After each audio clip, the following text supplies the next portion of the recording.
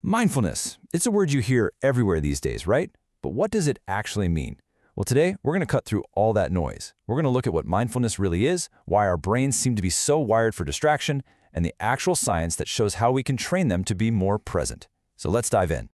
Let's start with this really simple but kind of profound question from the Vietnamese teacher Thich Nhat Hanh. Seriously, think about it for a second. When you're standing at the kitchen sink scrubbing a plate, are you really there? Yeah, probably not. For most of us, our minds have already zipped ahead to the cup of tea we're going to have when we're done. But then, while we're drinking the tea, we're already planning what's next, and then the thing after that. We end up living our lives constantly leaning into the future, never actually experiencing the one moment we're really in. And this isn't just some vague feeling. It's a real documented psychological thing. Our brains are absolutely brilliant at creating these mental shortcuts and models of the world to save energy. But the flip side is, we often end up interacting with our model of reality, not reality itself. And the results can be, well, pretty shocking. Take a look at this number, 50%. What on earth could that be? Well, that is the percentage of people who, in a famous experiment, didn't notice that the person they were talking to had been completely swapped out for someone else. I'm not kidding. This is called the Cornell Door Study, and it just perfectly reveals our mental autopilot in action. So participants were busy giving directions, accessing that mental map in their head. And while they were distracted, the person they were talking to was switched. And half of them, didn't even notice. They were so lost in the task in their head that they literally missed what was right in front of their eyes. So that begs the question, right? Why are our brains like this? Well, the root cause is this fundamental conflict we all have, a mismatch between our ancient survival brain and our modern thinking brain. Let's break this down by comparing us to, say, a gazelle. When a gazelle is being chased by a lion, it feels intense fear, right? But as soon as the danger is gone, that fear system just switches off. It goes right back to grazing. But us humans, we're a different story. After a threat passes, our amazing brains can replay it, imagine it happening again, and cook up all sorts of future worries. So for us, that fear system can stay switched on pretty much all the time. And this is what happens.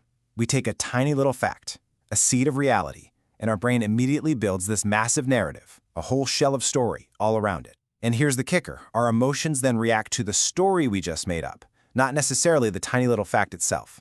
And often, nothing is so bad that the story we create can't make it way, way worse.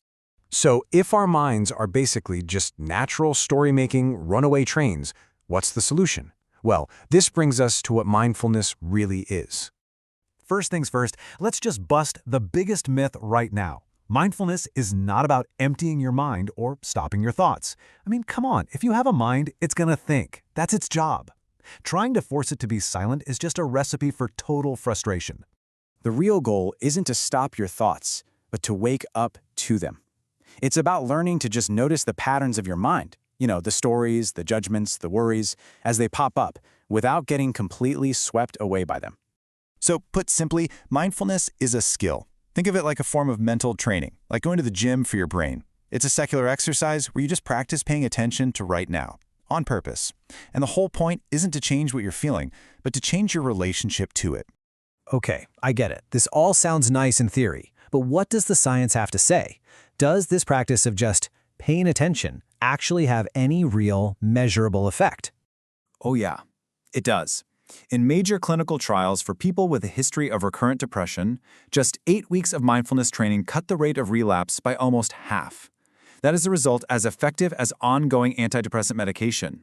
It's a really powerful tool for mental health. So how in the world does it work?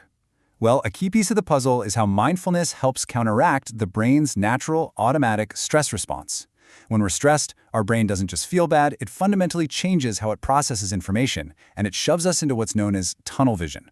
So when our fight or flight system kicks in, our brain defaults to survival mode. It basically assumes we're running from a tiger, so it creates this literal tunnel vision, focusing all its resources on the threat and the escape route. The problem is, our brain does this for an angry email just like it does for a predator. It shuts down our ability to see the bigger picture and find creative solutions.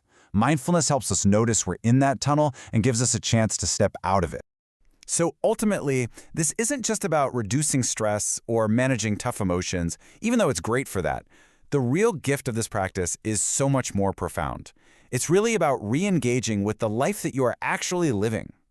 The mythologist Joseph Campbell once said that we think we're all searching for the meaning of life, but what we're really seeking is the experience of being alive. Not putting life on hold until the next vacation or after the next big project, but actually waking up to the richness of this very moment. Because that full experience of being alive, it isn't on some distant mountaintop. It's right here. It's right now. And it can all start with a single, really simple question. What could you discover just by noticing the feeling of your feet on the floor?